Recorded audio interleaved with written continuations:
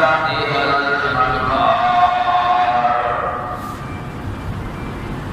يوم لا يخزي الله النبي والذين آمنوا معه نورهم يسعى بين أيديهم وبأيمانهم يقولون ربنا أتمم لنا نورنا واغفر لنا إنك على كل شيء قدير.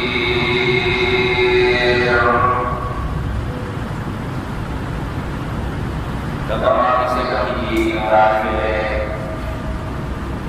حمد و ثنا کی بریائی و بڑائی، بزرگی اور برتری،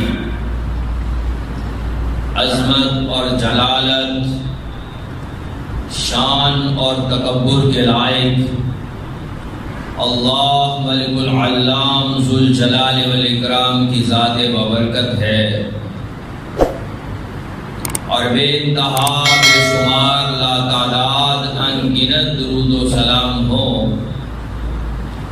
آقائے نامدار ختم الرسل پیکر حسن و جمال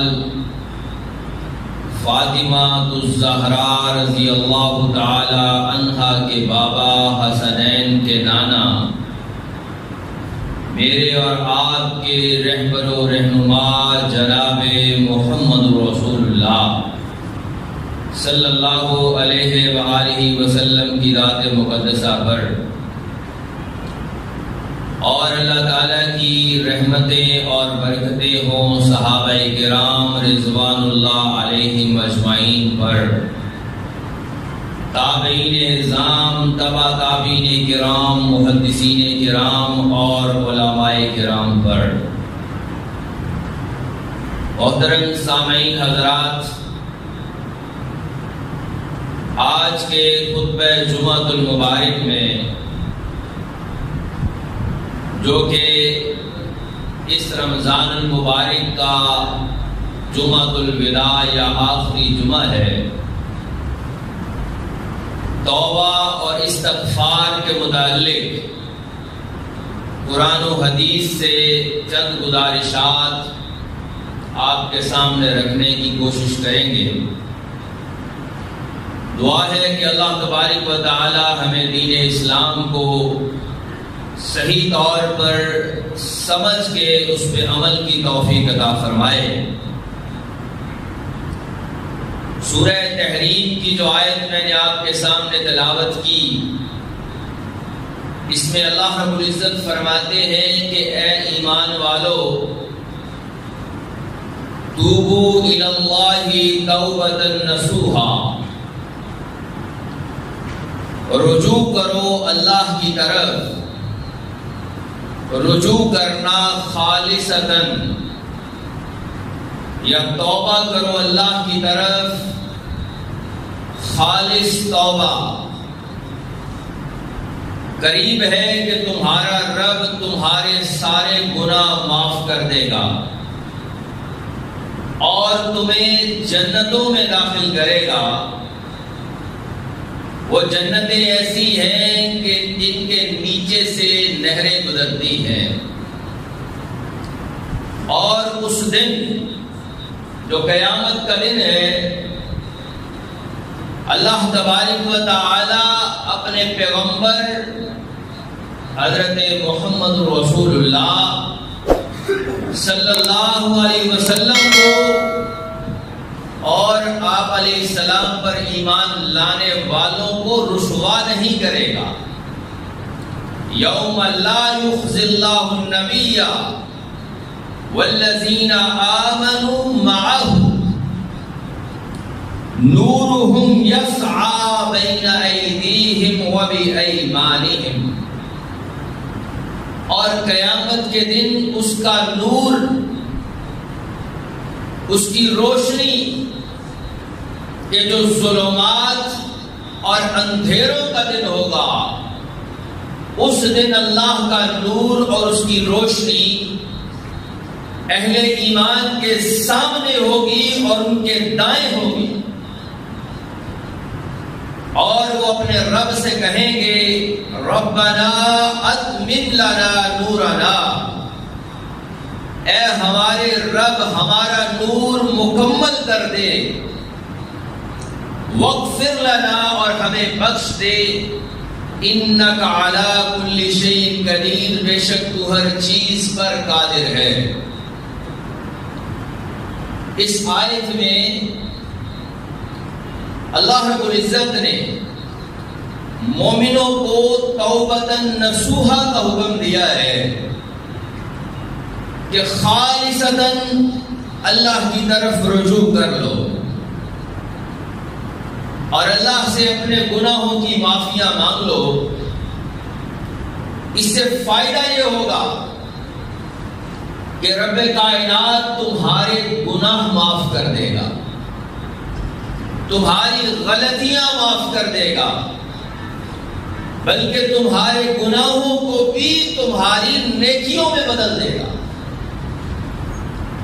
اور اس کے ساتھ ساتھ تمہیں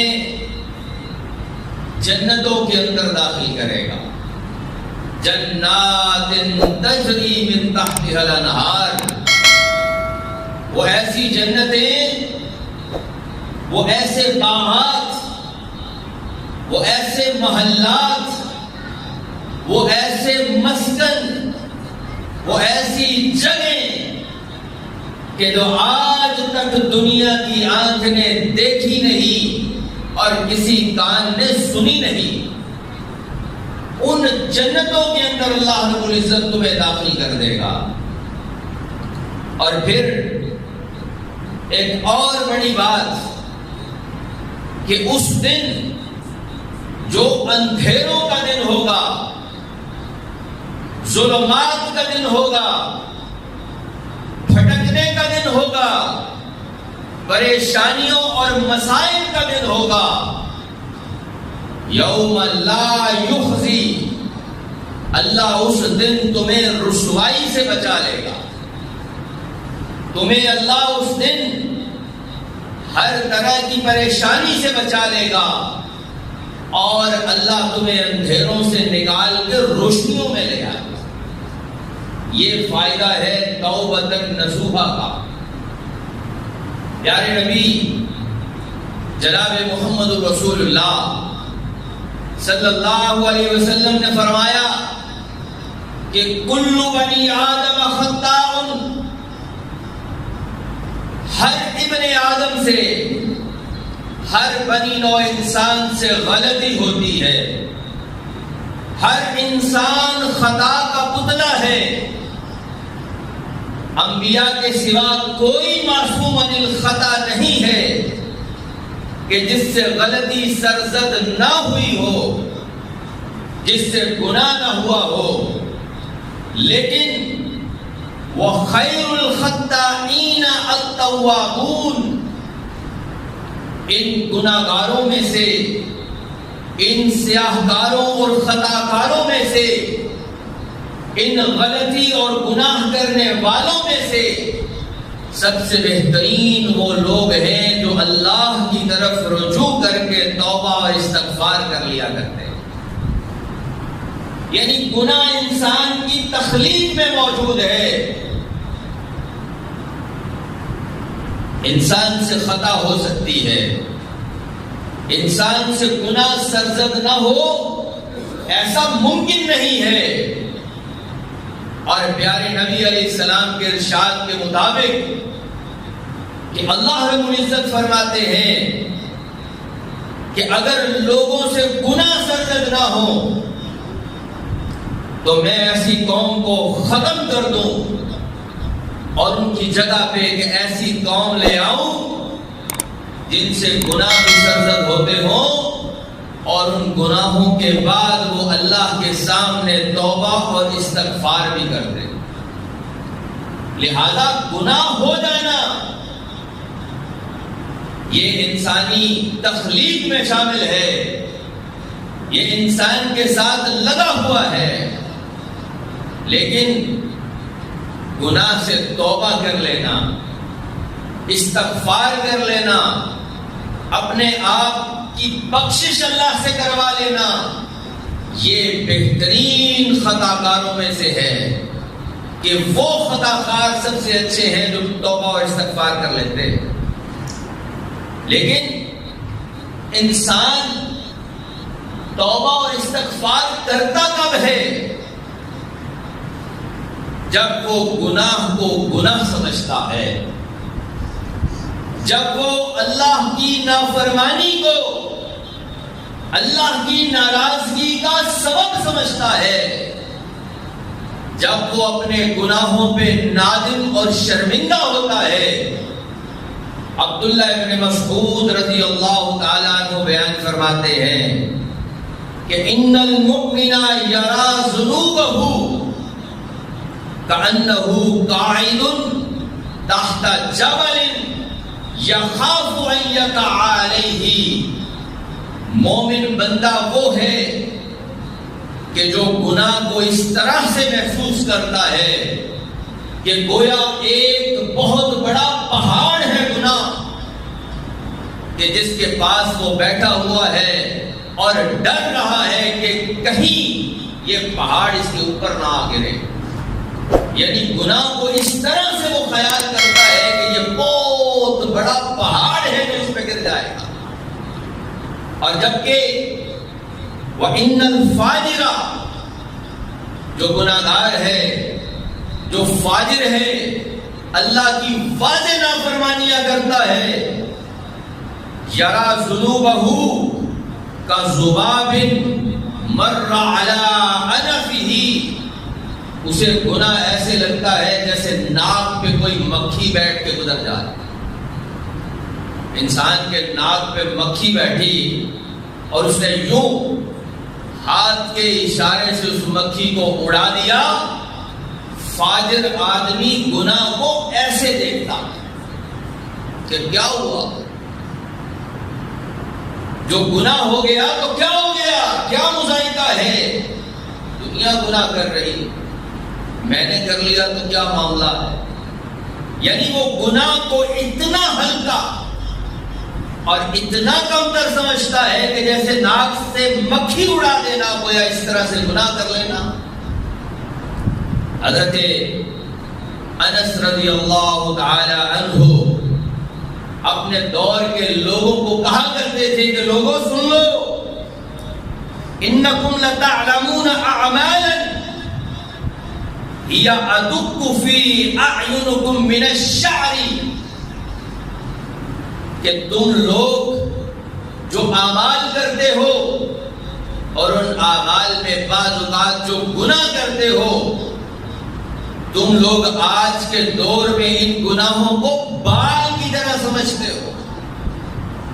جیسے بال ہے، سر سے گر گیا، کیا حیثیت ہے اس کی، تم لوگ گناہ کو بال کی طرح سمجھتے ہو۔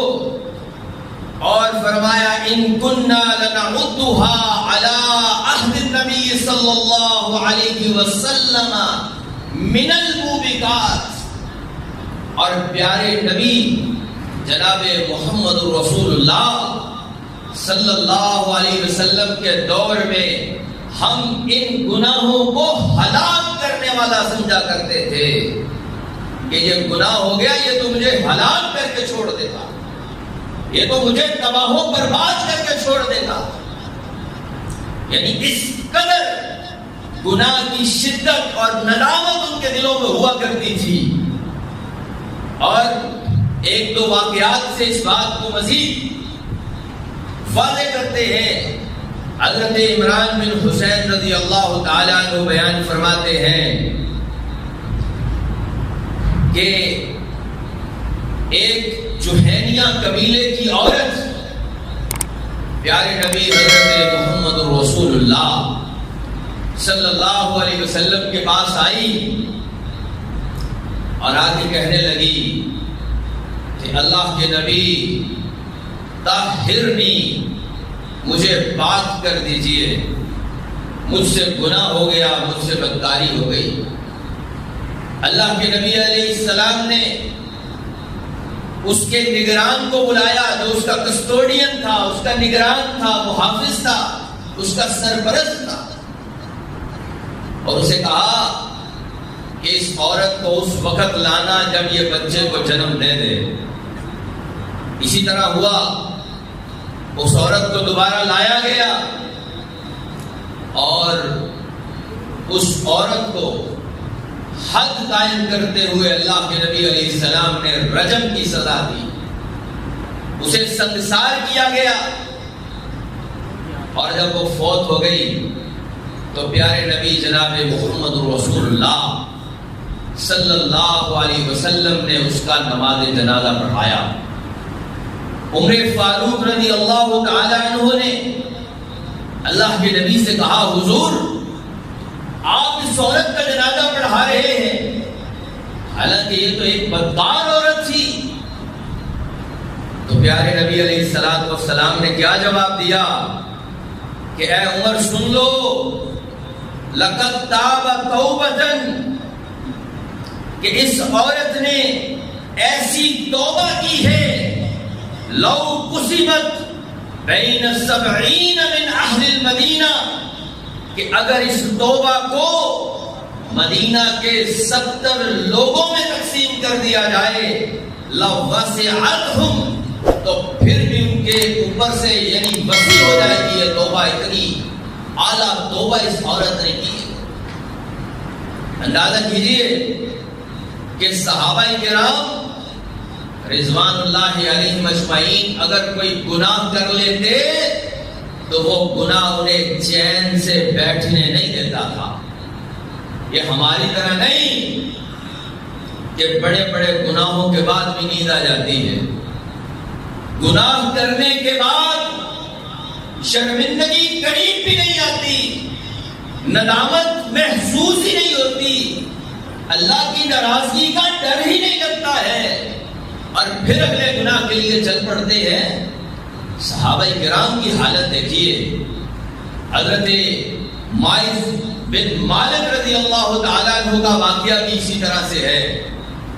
پیارے نبی علیہ السلام کے پاس آئے، کہنے لگے اللہ کے نبی طہرنی، گناہ ہو گیا مجھے پاک کر دیجئے۔ اللہ کے نبی علیہ السلام نے اس کی بات کو نہ سنتے ہوئے کہا، وَيْحَكَ، افسوس ہے تجھ پہ، جاؤ وَاسْتَغْفِرْ لِذَنبِكَ، اپنے گناہ کی معافی مانگو۔ یعنی اللہ کے نبی نے اس سے پوچھا ہی نہیں کہ تجھ سے کون سا گناہ ہو گیا، کہ کہیں بتا ہی نہ دے، اور اگر اقراری جرم کر لیا تو حد قائم کرنا پڑ جائے گی۔ اللہ کے نبی نے کہا جاؤ چلے جاؤ معافی مانگو اللہ سے۔ لیکن ماعز رضی اللہ تعالیٰ عنہ کے دل میں اس گناہ کی ندامت اتنی ہے، تھوڑی دور جا کے دوبارہ پلٹ آتے، اللہ کے نبی طاہرنی، مجھے پاک کر دیجئے۔ پیارے نبی علیہ السلام دوسری مرتبہ حتیٰ کہ تیسری مرتبہ بھی فرماتے ہیں وَيْحَكَ وَاسْتَغْفِرْ لِذَنبِكَ، افسوس ہے تجھ پہ، جا چلا جا اپنے گناہوں کی اللہ سے معافی مانگ لے۔ لیکن جب ماعز چوتھی مرتبہ بھی اصرار کرتے ہیں تو حضور علیہ السلام پوچھتے ہیں کہ فیما، کس چیز کے بارے میں تجھے پاک کر دوں؟ کہنے لگے اللہ کے نبی مجھ سے زنا ہو گیا، بدکاری ہو گئی۔ اللہ کے نبی نے صحابہ سے پوچھا دیکھو کہیں ماعز کی دماغی حالت تو خراب نہیں ہے، کہیں نفسیاتی طور پہ کسی مسئلے کا شکار تو نہیں؟ صحابہ نے بتایا حضور ماعز بالکل ٹھیک ہے۔ کہا دیکھو کہیں شراب تو نہیں پی رکھی کہ اس نشے میں بہن کے اس طرح سے کہتا ہو؟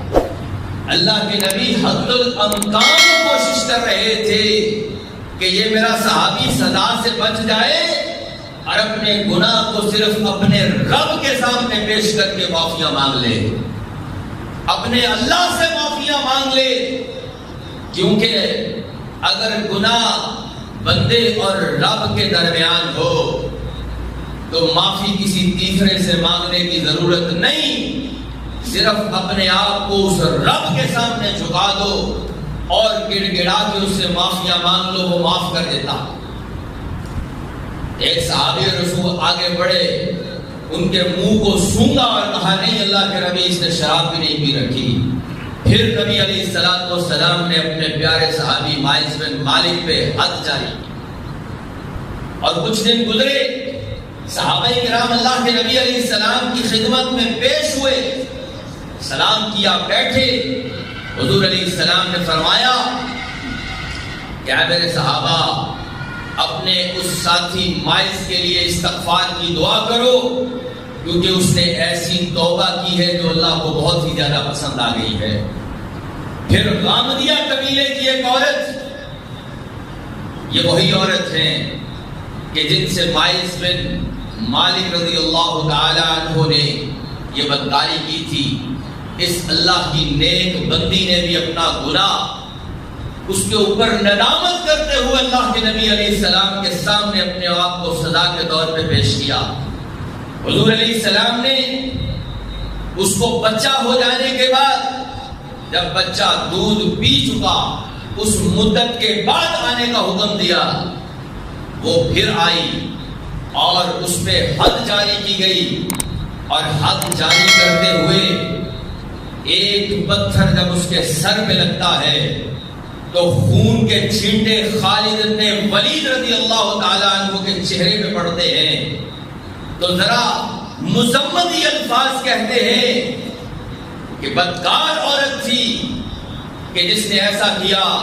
تو پیارے نبی علیہ السلام نے خالد بن ولید کو روک کے کہا مہلن یا خالد، خالد رکو، والذی نفسی بیدہ، اس ذات کی قسم جس کے ہاتھ میں میری جان ہے، لقد تاب توبۃ، کہ اس نے تو ایسی توبہ کی ہے، لو تابہا صاحب مقسن، اگر یہ بہت بڑا ٹیکس چرانے والا کوئی بندہ بھی توبہ کرتا تو غفر لہ، اللہ اسے بھی بخش دیتا. اس نے کوئی چھوٹی سی، کوئی معمولی سی، کوئی ہلکے درجے کی توبہ نہیں کی. اس نے تو اپنے رب کو منانے کی حد کر دی ہے. گناہ کا اتنا افسوس دل میں، گناہ کی اتنی ندامت دل میں، گناہ کی اتنی پشیمانی دل میں. حضرات سامعین، آج امت مسلمہ پہ آنے والی مصیبتیں اس کی کوئی اور وجہ نہیں ہے، صرف ایک ہی وجہ ہے کہ گناہ کر کے اس پہ اصرار کرتے ہیں، گناہ کر کے اس گناہ پہ اڑ جاتے ہیں. وہ گناہ ان کے دلوں میں ندامت اور شرمندگی محسوس ہی نہیں کرتا.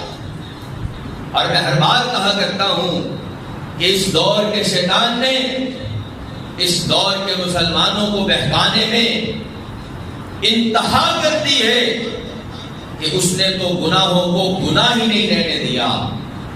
اب کتنے ایسے گناہ جو ہم کرتے ہیں روزمرہ، لیکن ہم اسے گناہ ہی نہیں سمجھتے. یہ نوجوان نسل یہ ڈرامے اور فلمیں دیکھنا، یہ گانے سننا، کیا کوئی اسے گناہ تصور کرتا ہے؟ کیا بے نمازی شخص نماز کو چھوڑنے کو گناہ تصور کرتا ہے؟ کیا سنت کو ترک کرنے والا شخص سنت کی مخالفت کرنے کو گناہ تصور کرتا ہے؟ جب وہ اسے گناہ ہی نہیں سمجھتا تو پھر توبہ کی توفیق کہاں سے ملے گی؟ پھر دل میں اس گناہ کی ندامت اور شرمندگی کہاں سے آئے گی؟ پھر اللہ کے سامنے وہ گڑگڑائے گا کیسے؟ وہ اللہ سے معافیاں کیسے مانگے گا؟ کیونکہ شیطان نے اسے بتا دیا ہے کہ تو کوئی گناہ نہیں کر رہا. لہذا حضرات، گناہ کی ندامت سب سے پہلے دل میں موجود ہونی چاہیے، اور پھر اللہ کے سامنے اپنے سارے گناہ زیڈ رکھ دینے چاہیے کہ اللہ یہ بھی غلطی ہو گئی، اللہ یہ بھی غلطی ہو گئی، اللہ یہ بھی گناہ ہو گیا، یہ بھی خطا ہو گئی. تو کیا اللہ تعالیٰ نے کوئی لمٹ رکھی ہوئی ہے؟ کیا اللہ نے کوئی حد رکھی ہوئی ہے کہ بندے اتنے گناہوں کے بعد میں تجھے معاف نہیں کروں گا؟ جیسے ہم دنیا داروں نے لوگوں کو معاف کرنے کی ایک حد رکھی ہوئی ہے کہ کتنی دفعہ تجھے معاف کرے، ایک دفعہ، دو دفعہ، ملازم سے غلطی ہو جائے، تیسری دفعہ مالک اسے نکال باہر کرتا ہے کہ تو ہر دفعہ ہی غلطی کرتا ہے۔ لیکن یہ رب العالمین ہے، یہ معاف کرنے والا ہے، یہ معافیوں کو پسند کرتا ہے، اس کے دربار میں جتنے بھی گناہ لے کے آؤ یہ معاف کرتا ہے۔ اور اللہ تعالیٰ فرماتا ہے کہ اے بندے،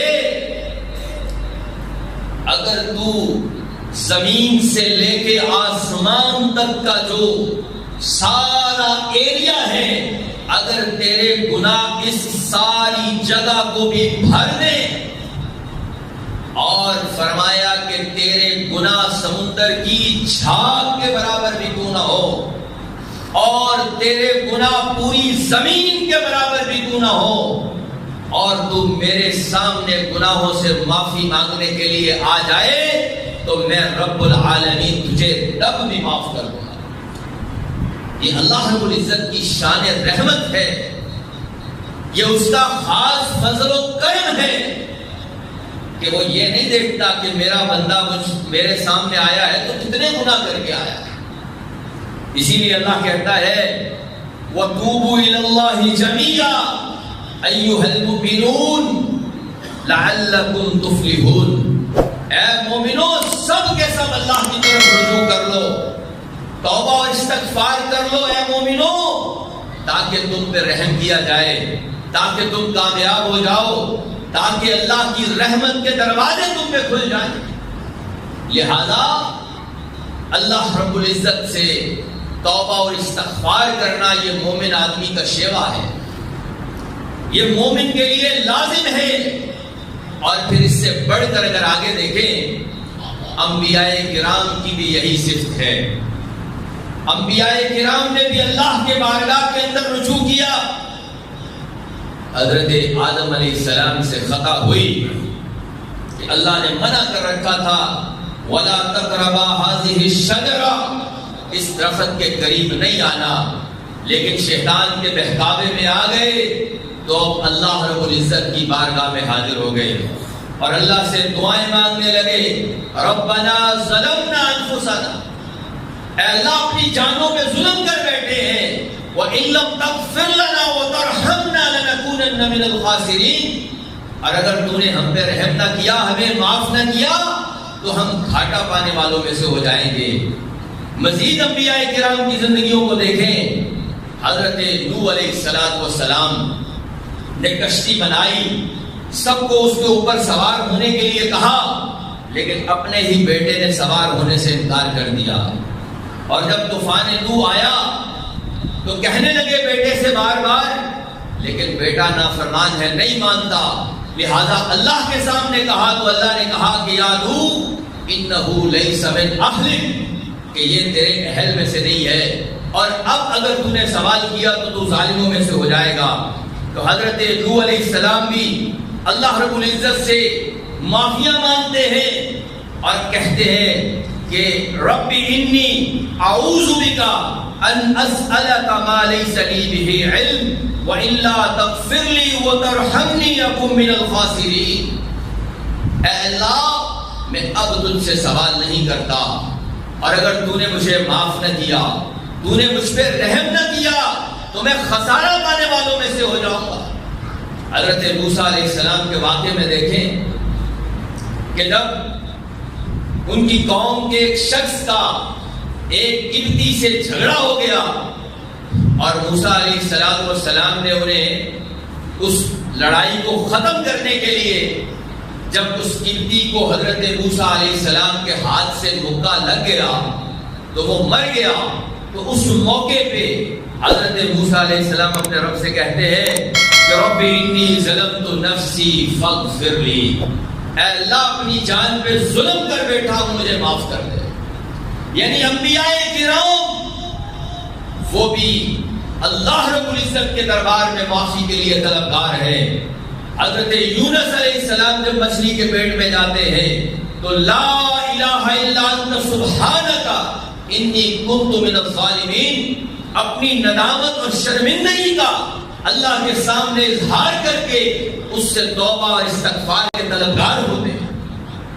اور ہمارے پیارے نبی جناب محمد الرسول اللہ صلی اللہ علیہ وسلم، جن کے متعلق اللہ نے کہا کہ اے پیغمبر قد غفر اللہ لک ما تقدم من ذنبک وما تأخر، حضور علیہ السلام کے پہلے اور بعد والے تمام گناہوں کو میں نے بخش دیا ہے۔ آپ فرماتے ہیں کہ میں ایک دن میں اللہ سے 100 مرتبہ سے بھی زیادہ توبہ اور استغفار کرتا ہوں، اور حضور فرماتے ہیں کہ میں استغفار کرتا ہوں کثرت کے ساتھ۔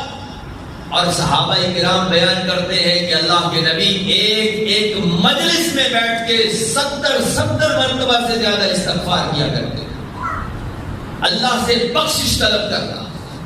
اور یہ ضروری نہیں کہ انسان سے گناہ ہو تو استغفار کرے، بلکہ بغیر گناہ، بغیر خطا، بغیر غلطی کے بھی استغفار کرنا اللہ کو خوش کر دیتا۔ اور اللہ بندے کی استغفار اور بندے کی توبہ سے کس قدر خوش ہوتا ہے، پیارے نبی علیہ الصلوۃ والسلام نے ایک مثال دے کے سمجھایا۔ فرمایا بندے کی توبہ اللہ کو اتنی خوش کرتی ہے کہ جیسے ایک آدمی ایک صحرا کے سفر میں جاتا ہے، اپنی سواری پہ اپنا سامان لاتے ہوئے ایک جگہ پہ سایہ دار درخت کے نیچے تھوڑی دیر آرام کی غرض سے بیٹھتا ہے، اپنی سواری کو بھی پاس ہی باندھتا ہے، اور اس کی آنکھ لگ جاتی ہے، اور جب آنکھ کھلتی ہے دیکھتا ہے کہ وہ سواری اپنے سامان کے ساتھ وہاں سے غائب ہے۔ بڑا پریشان کہ اب اس صحرا سے مجھے نکالے گا کون؟ میرا کھانا پینا سب سامان تو اس سواری میں سوار تھا، اب میں یہاں سے بچوں گا کیسے؟ ادھر ادھر ہر جگہ تلاش کرنے کے بعد اپنی موت کے انتظار میں آ کے دوبارہ درخت کے نیچے بیٹھ جاتا۔ دوبارہ آنکھ لگ گئی، اور جب دوبارہ آنکھ کھلی تو اس کی سواری سامان کے ساتھ بالکل اسی جگہ پہ موجود تھی جہاں میں چھوڑ دیا تھا۔ تو اس کی خوشی کا عالم کیا ہے کہ اس کی زبان سے الفاظ یہ نکلتے ہیں کہ اے اللہ تو میرا بندہ اور میں تیرا رب۔ یعنی اس قدر خوش ہے اپنی سواری کے مل جانے پر کہ کہنا تو یہ چاہتا تھا کہ اے اللہ میں تیرا بندہ اور تو میرا رب، لیکن الفاظ الٹ جاتے ہیں۔ پیارے نبی علیہ السلام نے فرمایا کہ اللہ تعالیٰ بندے کی استغفار طلب کرنے سے، بندے کے توبہ کرنے سے اس قدر خوش ہو جایا کرتا کہ دیکھو میرا بندہ مجھ سے معافی مانگنے کے لیے آ گیا، دیکھو میرا بندہ میرے دربار میں آ گیا۔ اور حضرات سامعین، یہ اسلام ہی کی خوبصورتی ہے، یہ دین اسلام ہی کا حسن ہے کہ یہاں آپ کو گناہوں کی معافی کے لیے کسی پیر بزرگ کے قدموں میں سر رکھنے کی ضرورت نہیں ہے، کسی پادری کے پاس جا کے کنفیشن باکس میں اپنی خطائیں اور غلطیاں اسے بتانے کی ضرورت نہیں ہے، کسی ہندو کی طرح اپنے پنڈت کے سامنے جا کے بلی دے کر اپنے گناہوں کی معافی مانگنے کی ضرورت نہیں ہے۔ یہاں تو معافیوں کا دربار کھلا ہے۔ اللہ رب العالمین رات کے اندر اپنے ہاتھ کو آگے بڑھاتے ہیں اور کہتے ہیں اور دن میں گناہ کرنے والے آ جا، میں تجھے رات کی تاریکی میں معاف کر دوں۔ اور اگر کسی سے رات کی تاریکی میں گناہ ہو گیا تو اللہ رب العالمین دن کے اجالوں کے اندر اپنے ہاتھ کو آگے بڑھاتے ہیں اور کہتے ہیں کہ آپ گناہ کرنے والے مجھ سے معافی مانگ، میں تجھے معاف کر دوں۔ یہ ہے اللہ رب العزت کے ہاں معافی کا دروازہ۔ لیکن یہ کب تک ہے؟ یہ نہیں کہ انسان مر بھی گیا تو پھر بھی معاف ہے۔ فرمایا کہ نہیں، اس توبہ کا ایک وقت مقرر ہے، اور وہ وقت ہے انسان کی موت تک۔ اور اللہ رب العالمین توبہ کے متعلق فرماتے ہیں کہ انما التوبۃ علی اللہ، انما التوبۃ علی الذین یعملون السوء بجہالۃ ثم یتوبون من قریب فاولئک یتوب اللہ علیہم۔ توبہ ان لوگوں کے لیے ہے کہ جن سے اگر کوئی گناہ ہو جائے تو فوراً سے توبہ کے لیے اللہ کے سامنے پہنچ جائیں۔ یہ نہیں ہے کہ موت کا انتظار کر رہے ہیں، بڑھاپے کا انتظار کر رہے ہیں، بیماری کا انتظار کر رہے ہیں، بستر مرگ تک پہنچنے کا انتظار ہے کہ پھر میری زبان سے دعائیہ کلمات نکلیں گے۔ فرمایا ان لوگوں کے لیے توبہ نہیں، وَلَيْسَتِ التَّوْبَةُ لِلَّذِينَ يَعْمَلُونَ السَّيِّئَاتِ حَتَّى إِذَا حَضَرَ أَحَدُهُمُ الْمَوْتُ قَالَ إِنِّي تُبْتُ الْآنَ وَلِلَّذِينَ يَمُوتُونَ وَهُمْ كُفَّارٌ۔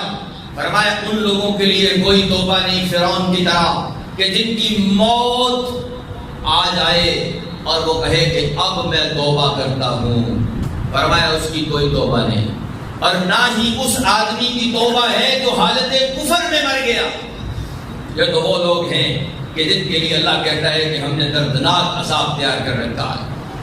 تو حضرات سامعین، خلاصہ کلام یہ ہے کہ گناہ ہو جانا یہ کوئی بڑی بات نہیں، انسان خطا کار ہے۔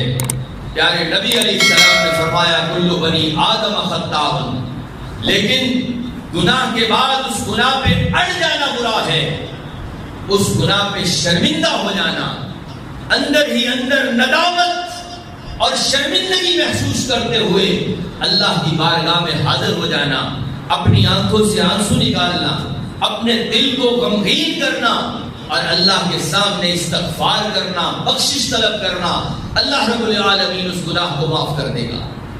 لیکن اس توبہ کے لیے کچھ شرائط ہیں، اختصار کے ساتھ ان کو بیان کرتے ہیں۔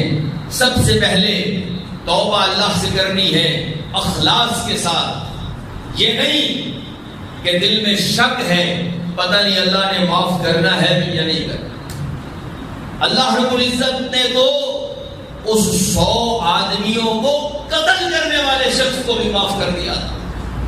اللہ رب العالمین نے تو اس بدکار عورت کو بھی معاف کر دیا تھا جس نے پیاسے کتے کو پانی پلایا تھا۔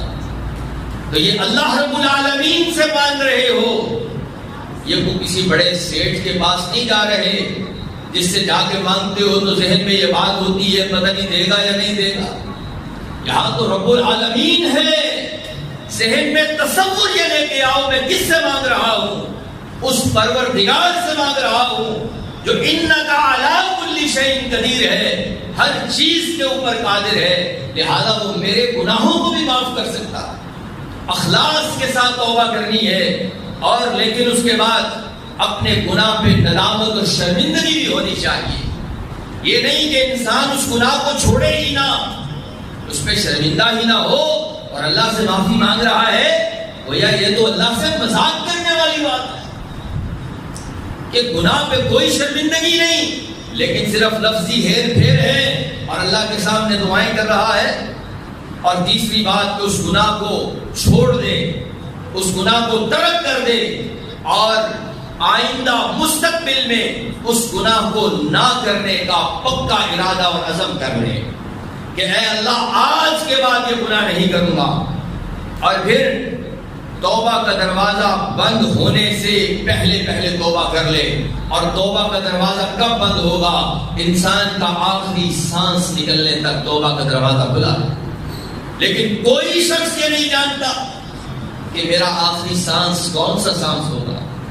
اور موجودہ حالات اس چیز کو بڑی اچھی طرح سے واضح کرتے ہیں کہ اچانک لوگ کس طرح سے اس دنیا سے چلے جاتے ہیں، کوئی پلاننگ نہیں، کوئی ارادہ نہیں، کوئی کسی کو خبر نہیں، کوئی بیمار نہیں، انسان ٹھیک ٹھاک ہے، صبح کو ٹھیک ٹھاک ہے، دوپہر کو اللہ رب العزت کے ہاں پہنچ جاتا ہے۔ تو لہذا توبہ کرنے میں دیر نہ کی جائے، ادھر گناہ ہوا ادھر فوراً اللہ سے توبہ اور استغفار کر لی جائے۔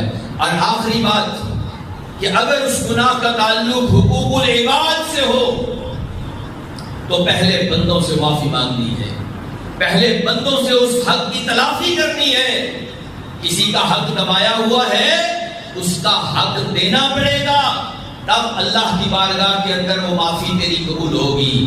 لہذا ان شرائط کے ساتھ اگر انسان اللہ کی بارگاہ میں پہنچ جائے تو اللہ رب العزت اسے خالی ہاتھ نہیں لوٹاتا، اور بلکہ اللہ تو فرماتا ہے کہ بندے کے ہاتھ جب میری طرف اٹھتے ہیں تو میں اللہ جو ہے مجھے شرم آتی ہے کہ میں اس کے ہاتھوں کو خالی واپس لوٹا دوں۔ اور حضرات سامعین، یہ موقع بھی ہے اور دستور بھی ہے اور گھڑیاں بھی اللہ سے معافی کی ہیں، تو لہذا اس رمضان المبارک کے مہینے میں جہاں دیگر نیکیوں کی کوشش کی جائے، سب سے زیادہ اپنے گناہوں پہ شرمندگی کا اظہار کرتے ہوئے اللہ سے توبہ اور استغفار کی جائے، گڑ گڑا کے اللہ سے معافیاں مانگی جائے، اللہ کے سامنے اپنے رونے روئے جائیں۔ اور یہ رونے رونے سے اللہ رب العزت ہر طرف سے اپنی رحمتوں کے دروازے کھول دیتا ہے۔ فَقُلْتُ اسْتَغْفِرُوا رَبَّكُمْ إِنَّهُ كَانَ غَفَّارًا يُرْسِلِ السَّمَاءَ عَلَيْكُمْ مِدْرَارًا وَيُمْدِدْكُمْ بِأَمْوَالٍ وَبَنِينَ وَيَجْعَلْ لَكُمْ جَنَّاتٍ وَيَجْعَلْ لَكُمْ أَنْهَارًا۔ اللہ کے دربار میں صرف توبہ تم نے کرنی ہے، ہر چیز اللہ کہتا ہے میں خود بخود تمہیں عطا کرتا جاؤں گا، چاہے وہ اولاد ہو، چاہے وہ بیٹے ہوں، چاہے وہ باغات ہو، چاہے وہ مال ہو، چاہے وہ اللہ کی رحمتوں کی بارشیں ہوں، کون سی چیز ہے جو توبہ سے نہیں ملتی؟ ہر چیز اللہ رب العزت توبہ سے عطا کرتا ہے۔ اسی لیے اللہ تبارک و تعالی مومنوں کو یہ حکم دیتا ہے کہ وہ ساری مغفرۃ من ربکم وجنۃ عرضها السماوات والارض، کہ جلدی کرو اللہ کی بخشش کی طرف، توبہ اور استغفار کی طرف دیر نہ کرو۔ اللہ رب العزت سے دعا ہے کہ اللہ تبارک و تعالی مجھے اور آپ کو عمل کرنے کی توفیق عطا فرمائے۔